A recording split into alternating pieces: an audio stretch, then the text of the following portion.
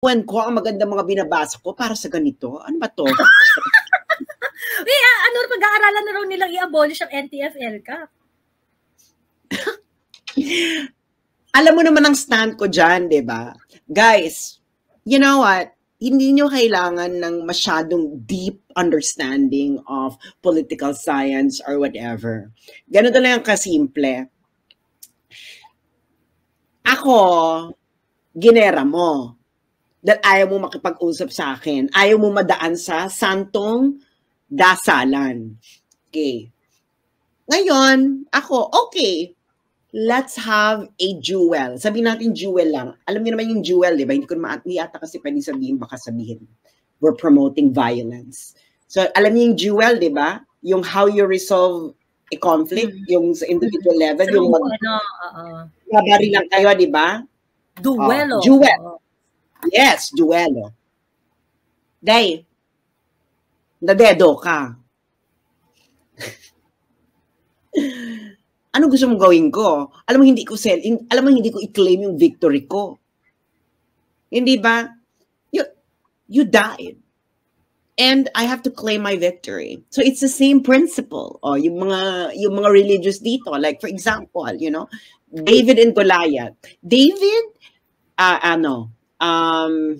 sino ba tatay ni sino ba yung king nila nun? Saul? The Israelis yun, diba? Agreed, had a deal with the Philistine, hindi po Palestine yun, Philistine. Sabi nila, pag daw na patay si Goliath, sila ang magiging slave ng Israel. Kung hindi, sila yung magiging slave, ganon. O napatay sila ni David. Napatay ni David si Goliath. So the agreement was honored. So there is a battlefield, guys. So itong sila, they wanted war to achieve their aims. And of course, the military, okay, gusto mo ng war, let's have war. The military already achieved victory.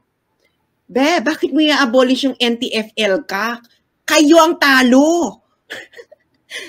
Nagigilsin nyo? Bakit yung nanalo, yung kailangang mag-adjust dun sa natalo sa battlefield? You know what? You need to understand, war is the court of last resort. Okay? That's the court of last resort. If you lost there, wala nang appeal. Talo ka na eh. Di ba parang, bakit yung gobyerno kailangan mag-adjust sa'yo? And nanalo na sila sa pinaka-ultimate court of all courts, which is war. That's how traditionally war is considered. And I think yan yung nawawala sa kaisipan ng mga tao, no? War is the court of last resort. That's the realist understanding of war. You die, nanalo kami, ikaw magde-demand? Kung ano gagawin ko sa pagkapanalo ko? That's a simple way of making you understand something as complex. Pero naintindihan nyo? Naintindihan nyo ba, mga Bex? Naintindihan nyo? Yes. And ang nakakaloka ito, Sas, no? Kasi the ones who's pushing it is UN Special Rapporteur. Remember last year, naging issue na yan several times. Na may pupunta ditong UN Special Rapporteur and then sabi nila, i-abolish nyo na yung kasi yung red tagging nakakasama yan, hindi yan dapat ang way to a peaceful resolution of conflicts, ganyan. I remember February 2023, a UN Special Rapporteur came over to discuss that. At that point, hard stand yung mga government official. Si Boying nga galit na galit pa, offend pa dun sa statement eh. And then all of a sudden, sino ba to, Joey? The Philippines has been at war with the CPP and PA for 50 years. And then entra ka na pinapasweldo ka, ka lang naman, swelduhan ka lang naman sa UN, nagkatrabaho ka lang naman dyan dahil mga sa makakakilala mo, na-promote ka, nagtrabaho ka lang. You never had, alam mo yun na, wala ba kayong humility? Is humility not a word in your language? Taga saan ba to? Ganyan dapat yan eh, na parang, Bex, nanalo kami. Bakit yung, bakit? Kayo There is only nakikiiyak. there is only one acceptable reason why we need to abolish NTF-ELCAC. And that is when we zero out the insurgency problem. When there is already a complete disarmament, you know, there is already a complete disarmament. Siyempre, wala na siyang silbi kasi nga completely disarmed na. Ang NPA, tinalikuran na ng CPP ang kanilang digmaang bayan. Ganyan. Pero sasabihin, Bex, bakit ka e-entra sa Pilipinas na nakikipaglaban, maraming buhay ang nabuwis na dyan sa 50-year war, over 50 years na ata yan, di ba? Or 50 years pa lang, na gera. At sabihin mo kung anong gagawin namin. Bex, baka masampal ka. Alam mo yun, di ba? Alam niyo yun sa mga sa mga barrio nyo or yung sa mga neighborhood niyo, tapos may dayong pupunta, tapos makikialam. Di ba? Alam niyo yan, di ba? Anong tawag natin? Di ba? Sabi na, punyetan to, dayo ka lang bakit ka nakikialam dito? Di ba? That is our Filipino value. Pag dayo ka, dun ka sa gilid. Pag dayo ka, wag kang kupal. Kupal. So ito, no matter how you put this in eloquent language, kakupalan to. So itong gobyerno, putang ina, mahiya naman kayo sa mga sundalong namatay. They won that war. They won that war. Okay? The Philippine military won that war. The Philippine Congress should pass a joint resolution acknowledging the strategic victory of the Philippine military. The president should already claim that we have strategic victory, and then the only way for you to we can talk to you is if you would like is that the timing of your complete disarmament, nothing else. Tapos biglang may abolishing NTF-ELCAC, kakbe. Bakit ka? Sino ka ba? Sino ba tong? Bakit ka nakikialam? Hindi naman ikaw yung nanalo, UN. Pilipinas yung nanalo sa gerang ito. Bakit ikaw? Bakit ka nakikialam? Makialam ka kung gusto mo na, okay, kayong magpa-facilitate ng complete disarmament ng CPP and PA. Nothing else. That is the only role that the Philippines should demand from the United Nations. Kasi kailangan mo ng inventory niyan eh. So you need a third party in order to fully accomplish that.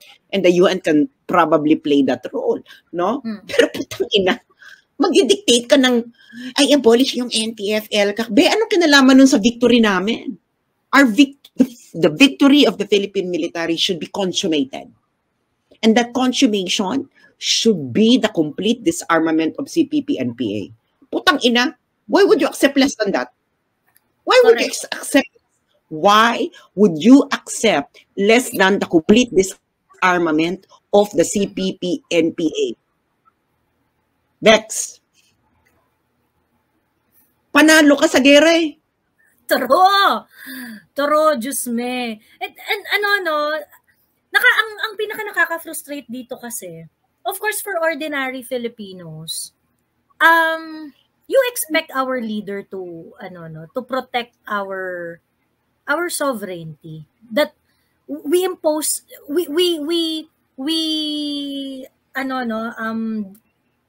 deflect this kind of imposition dapat dun sa mga local affairs natin. But ang trend dito sa NTF-ELCAC 2023, they are already floating the idea. Hard stand. As kanina nga pinakita ko sabi ko as late as November 2023, Anyo, Jonathan Malaya, Boying Remulla dismissed the idea outright. Every time na nilalabas to ni Ian Fry, ni Irene ka na, abolish nyo na yan kasi pangit mang red tag, ganyan, mali yung ganyan keme-keme, ganun. Yun yung reason nila kung bakit gusto nila i-abolish kasi hindi raw to effective tool to protect the freedom to express ng mga tao, ganyan. And now, today, the Presidential Communications Office issued a joint statement wherein they are saying that yung suggestion ng UN Special Rapporteur is being considered. And that there are challenges in the implementation. I'll show you the pinakita ko kanina eh. Pero papakita ko sa iyo yung para sama-sama tayong mabad trip muli. Ayan. Yan, ito. This is the statement. Galing to sa Presidential Communications Office. The UNSR's initial report offered suggestions to enhance programs and mechanisms safeguarding human rights with the focus on freedom of opinion and expression. That suggestion is to abolish NTF-ELCAC. Ayan. This suggestion will be thoroughly evaluated and considered for implementation, serving as a foundation for transformative measures. Ang ina. War po yung context. Bakit kayo nag-inject ng freedom of expression? It is a war. Putang ina. War po yun. War. Nanalo yung Philippine military. Strategic victory nga eh. Complete disarmament. Bago tayo mag-usap-usap na i-respect namin yung freedom of expression and mag-disarm ka muna. And then pag-usapan natin yan. Pwede naman o di mag-join kayo as party list, para yung Alex Bungkayaw, di ba? Dati siyang Alex Bungkayaw, that's a armed group. Nasa na yung isa sa mga leader ng Alex Bungkayaw? Nasa Congress, di ba? Isa nga yan yung sa nanguusig kina Lorraine at pwede naman ganon. Pero yung Bex, una-una, you have to respect the result of the battlefield. Wala pa kayong code of honor? Putang ina. Respect the result of the battlefield. That is the court of last resort, war. And this is, alam mo dito lumalabas na napakaputang ina ng mga leader natin. Totoo. Putang ina, 50 years na gera. Tapos papasadahan mo kaming enhance the freedom of expression. Putang ina, respect our victory first. True. Respect our victory first. Our soldiers paid it with blood. Kayo puro na kayo laway-laway. Our soldiers paid it with blood. Period. There's no higher price than blood. So, you respect it. We won. Siguro matatanggap ko to, Joey, ko nung dehado yung dalawa. No? Or tayo, panalo nga eh. True. Anong mahirap intindihin doon? Philippine government, panalo po tayo sa gera. Gera po ito. Hindi po to this is, again, war is the court of last resort. If you win it, you dictate the terms. No questions asked. Tangina, gusto mo makipaggera, pinatulan ka, natalo ka, tapos magdidemand ka? Uy, Doy, saan yun? Saan to? Tangina. Why? Bakit pag ang Western countries ang nananalo sa gera, they can dictate the terms? Bakit pag tayo hindi? Gago ba kayo? Paalisin nyo yan, sipain nyo yung mga yan. They do not respect the result of the battlefield. This is a huge insult to our soldiers. Pinagbigyan kayo, di ba? Sige ng gera. Nakapag-gera. Natalo kayo. Yung decision nitong bansang to depende sa tama eh, no? Hardline nung una eh. Pagkatapos biglang magbabago. Di ba? Depende sa batak. You respect the result of the battlefield. Why will you not respect it?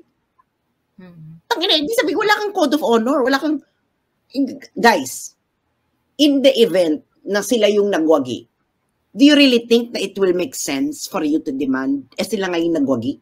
Correct. No, you adjust. 'Di ba? Like for example, yung civil war ng Communist Party of China and the nationalists. Natalo yung nationalists. And the world recognized the victory of the Communist Party of China. That's why Beijing was the government in Beijing was recognized as the government of China as a whole and not the government in Taipei. No. Putang ina, why don't we deserve that kind of acknowledgement from the international community that the government won against the CPP and PA? Sige nga, ipaliwanag nyo nga yan. At ba't hindi ito ma-insist ng mga putang ina nito? Natatakot ba sila dahil may mga assets sila sa United States? Sa Europe? Which is most probably the case. The case. Sige nga. Because this doesn't make any logical sense. Nagagets ninyo? Tangina, gago ba kayo? You lost. The history already decided you lost the war. Itong ginagawa nito ng United Nations. Because these are navel gazers. They don't understand what they're doing. What they're doing is simply reading from pamphlet. Diba? Bakit gano'n na yung alam mo, bumalik na uli tayo sa ginaganyan-ganyan naman tayo. Pinifinger na naman tayo ng mga kaluraning bansa. No? Ay tayo naman, ang sarap-sarap nating magpa-finger, no? There's only one kasi di ba parang itong Southeast Asia masyado nang umasenso yung Asian countries. So parang medyo even Vietnam, Indonesia, parang may mga boses na sila ngayon. Even tayo, paiwan pa din. Parang bumabalik tayo sa 1970s. Kapal mga ano po to? Ano tayo? Pinifinger-finger tayo at ang sarap naman to mga nakaupo, no? Tigilan nyo yan, Day. Tigilan nyo yan. Alam nyo, yung ibang bansa, no, dito, ano bang ginawa ni Lee Kuan Yew? Pinakulong niya yung mga yan. Dahil, alam mo yon, nagre-reklamo yung outside country. Sabi ni Lee Kuan Yew, fuck you kayo. Hindi talaga yung sinabi, pero sinasabi ko lang sa salitang Vargas. Pero ganun yung attitude. Akong pakialam sa inyo. Gagawin ko para sa naradapat sa bansa ko. Ganun yung si Sukarno. Bakit? Alam mo yun, respect historical achievement. This strategic victory is a historical achievement. Mga putang ina pala itong mga puting to eh. Hindi nyo na nga ni-recognize yung victory ng Filipino revolutionaries against Spain. Putang ina, iba naman ito yung pagkakaidyo pa sa amin. Mga putang ina ninyo. Ito nakakaloka sa You know what's the difference? Look at what happened to Marawi. We won. The only difference between Maute and this CPP and PA, ay itong CPP and PA, may network ito sa Europe na naglalabi. Kung yung Maute may ganon, bakla hindi rin natin makiklaim yung sa Maute. Bakla. That is the only difference. You lost. Respect the result of the battlefield. Itong UN na to, Diyos ko, isaksak ninyo yan sa pek-pek nyo yung pinagsasabi ninyo, no? You have no respect for what you have no respect for the historical achievements of this country. You go back to your homes. Putang ina, we even respect the result of French Revolution. Putang ina, mas malala yung mga pinagagawa ninyo doon. Tapos ito, you cannot respect the victory of the Philippine military. Putang ina, ano to? The Philippines is being treated like gusto ko gagamit na naman ako ng gusto ko i-interpret sa salitang layperson yung academic term. You are treating the Philippines as if it is an experimental subject in your liberal laboratory. Stop it. Putang ina, tigilan nyo to. Paano to, gago? This is absolutely horrible. Why exactly do we need to have a joint statement with them? That is the, why do you need to have a joint statement with the UN Rapporteur? That UN Rapporteur is not representing a sovereign country. Who made the joint statement? Well, joint statement ng UN at saka I think that's, di ba, the Philippines and kasi tayo yung ka-engage eh. No, bakit ka mag-joint statement ng ganyan? Putang ina. You are not a sovereign country. Huh? Wala kang standing as a sovereign country.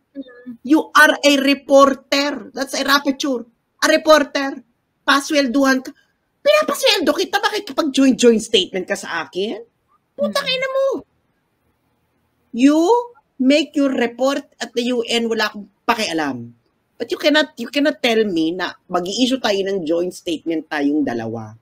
Sino yung exit briefer? Sino yung ka-joint statement? Putang ina naman to mga to. Why are you leveling up this UN rapporteur to the level of another sovereign country that you would issue a joint statement with them? Sige nga. Ano to? Putang ina, ano to? Gobyernong student council? Putang ina. Why? That's not a sovereign country. That's a rapporteur. Reporter. Nakakaloka. Putang ina. Diba? Miss Laika. Ano ba gobyerno to? Putang ina. Putang ina mo. Parang, you are raising their status to the status of a sovereign country na mag-i-issue ka ng joint statement. Putang ina, no. Ako di ba nakita mo ba si Duterte naggaganyan-ganyan? O di magbigay ka ng report mo, pero diyan ka. You know your place. Yes, oo. Bakit binibigyan itong mga to masyado na parang level na parang kakaloka? Nakita mo ba United States having that kind of joint statement with whoever rapporteur? No! Mag-statement ka. Problema mo yan. Ba't ako makikijoin sa'yo? Wala tayong join. Ba't ka makikijoin sa akin? Hindi tayo level. Alam mo yun, putang ina, paalala actually, ko lang yung communications talaga ni BBM, yung communications niya is really making his administration look like a piece of shit. You have to fire everyone in the Presidential Communications Office. You need to have level. Pag ikaw, instrumentality of the Philippine government, okay? Lalo na ito, presidential level pa to executive, no? Bakit? Dapat, level to level. Gets mo? Level to level. Ka-level mo ba to? Itong UN rapporteur na to? No! Because the UN rapporteur is not a representative nor an instrumentality of a sovereign country. The UN is not a sovereign country. Okay? Nothing. It doesn't have the same status as a sovereign state. Nagets mo? So, bakit ka makikilevel? Utang ina, magre-release ako ng statement ng sarili ko. Ikaw, mag-release ka ng sarili mong statement. Oo, putang problema mo yan. Hindi ka pwedeng maki-join sa akin. Dahil pag nakipag-join ka sa akin, I am recognizing you as an equal. You are not my equal because you are not another sovereign country. You're not a sovereign country, correct. You are not representing a sovereign country. Wala kang status. Putang ina, bakit tayo nag-i-invent? Ano to? Putang ina, Diyos ko Lord, putang ina. Alam mo yun, parang basic concepts. I-explain ko pa sa inyo, no? The rapporteur makes the report. Ipapasa yan dun sa UN, okay? Itong rapporteur, I believe it's based in Geneva. So the procedure is the rapporteur sends the report to the UN Human Rights Council, okay? And then the UN Human Rights Council asks the Philippines, what can you say about this report? That is the proper protocol. Putang ina. Nandun pala sa pasahan ng report, nag-joint statement pa. Bakit ka makikipag-joint statement? No! It really, it demonstrates how ignorant this administration is really. Ang ginagawa is, ayun na nga, kinukuya-kuyakoy ka, no? So, special rapporteurs conduct fact-finding missions, okay? Okay. Pero ito, nangyayari lang to by invitation. Gets mo? So, they invited this rapporteur to the Philippines. Okay? So, ngayon, ang dating talaga patronizing tayo sa ano, no? Napaka-patronizing natin sa... No, sila ang patronizing itong UN. Ibig sabihin, they're condescending. Anong rapporteur to? Rapporteur of, ano ba to? Freedom of expression? Freedom of expression, FOE. Titingnan ko yung mandate niya na. May mandate yan.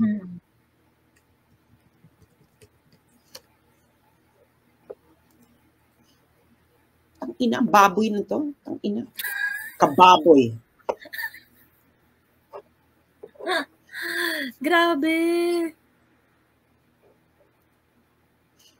I think proud pa sila nito, ha? Sa akin, may parang tama din yung yung intindinian nyo na parang dahil nasa red tagging, kailangan buwagin yung NTF-ELCAC para wag naman madungisan yung freedom of expression of freedom of speech. Sino nag-joint statement? PCO? Yeah, nasa publish sa page ng PCO. Presidential Communications. Pero nakalagay naman ata dyan kung sino kausap? Wala. Joint statement nino. Putang ina. Joint statement. So, if it is a joint baka statement... yung statement ni PCO sa kanila rapporteur. If it is a joint statement, whose PCO is representing? Hindi rin po pwede. DFA yan. Ang kausap mo dapat. DFA and DBM dapat. Ito ito ang mandate ng rapporteur na yan. Okay?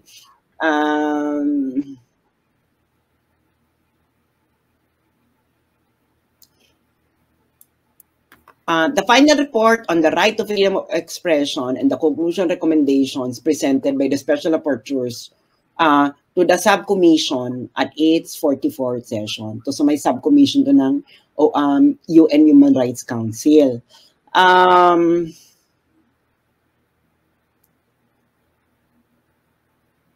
Mga putang inan to.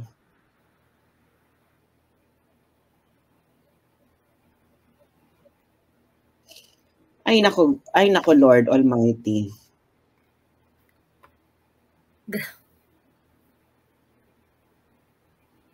Kapal ng mukha, no? Nakakairita. Sobrang nakakagalit. Ayun.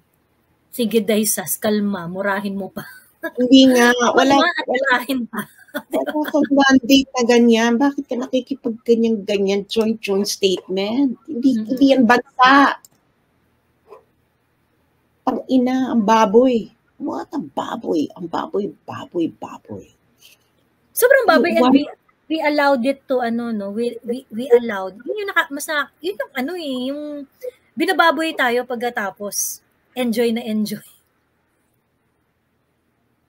Enjoy naman tayo. Ako kasi tingin ko talaga dapat nakaano dyan tutok dyan si BBM, kumbaga malinaw yung stand niya tapos tutok siya. Kaya parang pinapabayaan niya, bahala na kayong mag-ayos niya na. Tapos yung mga nag-aayos, kanya-kanya sila ng interpretation o kanya-kanya sila ng depende sa kung ano nilang gustong sabihin o kung siling gusto nilang kampihan. Kaya ganyan. So anong nangyari niyan, they actually invited this rapporteur. Kasi hindi naman pupunta. Invited the UN rapporteur. Yes, naman talaga. Because hindi pwedeng pumunta ang rapporteur without an invitation. Yes. Kasi request magre-request yung mandate holder. The mandate holder is CAN.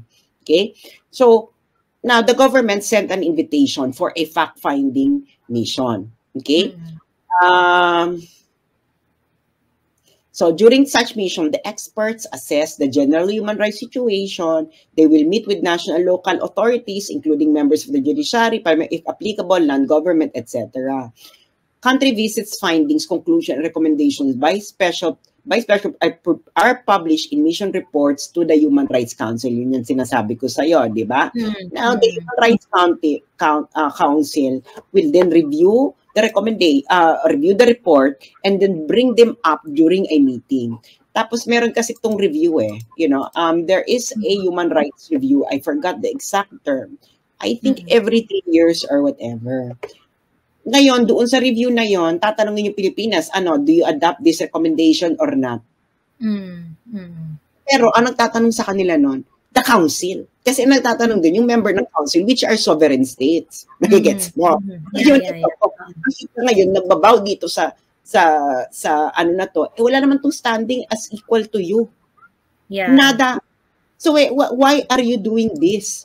You are lowering your status. Alam mo yon? Wala nga, putang na, ang baboy, parang, bakit mo pinapangunahan? Bakit mo pinapangunahan? Bakit yung nag-i-issue dyan? Wala namang role ang PCO sa foreign affairs.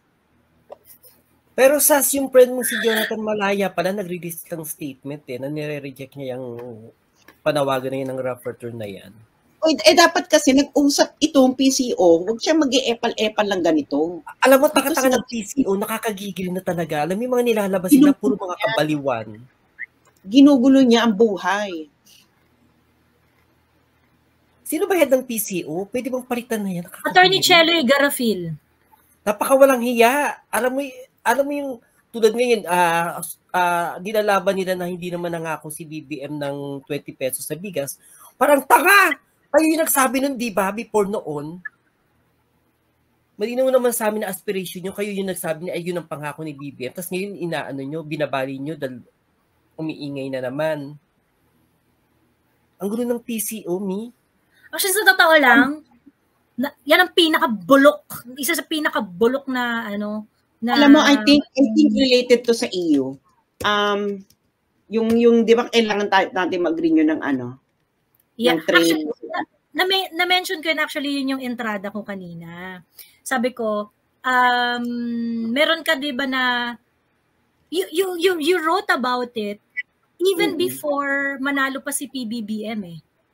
I remember you wrote about it yung yung unilateral trade with the EU kung saan minention ko kanina yon no, sa lahat ng mga nung wala pa dito kanina. Sabi ko SAS talk about this, the challenges of the BBM administration, the foreign relation challenges of the BBM administration in 2023. Sabi ni SAS, it will happen around 2023. Why? Because the trade agreement will expire December 31, 2023. And dahil unilateral yung yung trade agreement na yon, yung conditions na ini-impose sa atin ng EU actually includes yung pagpapalaya kay Leila de Lima, pag-rejoin natin ng ICC, yung pag-abolish ng NTF-ELCAC, among others. Maria Ressa rin. Ha? Maria Ressa. And Maria Ressa, yes. Ayun. Their names were mentioned, ha? Their names were mentioned. Nandun yun sa nung bago mabura yung account mo eh. Hindi ko alam kung buhay pa. Buhay pa kaya yung na yun, yung post na yun? Oo, hanapin ko kasi nung ni-reinstate yung account ko, lahat ng past posts ko, nabura. Ang privacy setting, na turn into only to friends. Okay. Alam mo nang balikan ko lahat yung girl, isa-isa nakakaloka. Ayun. So yun, Kalurks. So yun naman sasabi ko binabasa ko yung statement ni Jonathan Malaya. Parehas na parehas kayo ng sinasabi. So at least align kayo ngayon. Na-i-honor yung victory. Ayun. Yan naman yung stand yan naman yung stand nung 2023, ganyan rin yung stand nila, November, ganun. Very dismissive sila. But the problem is, dito sa joint statement, bakit hindi ganun? Bakit hindi nagre-reflect? Baka may sariling presidenting PCO. Dapat ang pina-forward na message ng PCO, the message of the National Security Council. Putang ina, yan ang government army. Correct. Bakit forward na is in you? Alam mo to, there is a breach of there is an overlap ng Oo, na putang ina, bakit mo yun ang pinaprioritize mo? I-prioritize mo yung national security. At saka yung ganitong lost in translation na mga insidente, dapat may na-fire sa mga ganito eh. Actually, dapat PCO should have shut up. It should have let the DFA handle it because the DFA will handle the UN Human Rights Security Council review. Okay? Ganyan, girl. Dahil ngayon, magkakaroon ka na, bakit yung sinabi ng PCO nyo ganito? Gets mo? Huwag kang ganyan kang epal-epal. You shut up. Okay? Ito yung stand ng National Security Council eh.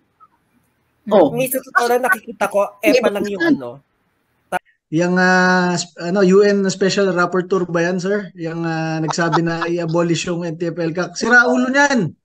Dapat i-persona non grata sa Pilipinas yan. Anong alam niya sa activities ng CPP-NPA dito sa bansa at kung paano sila mag-recruit sa mga paaralan, sa mga estudyante at sa mga kabataan? Hindi niya alam.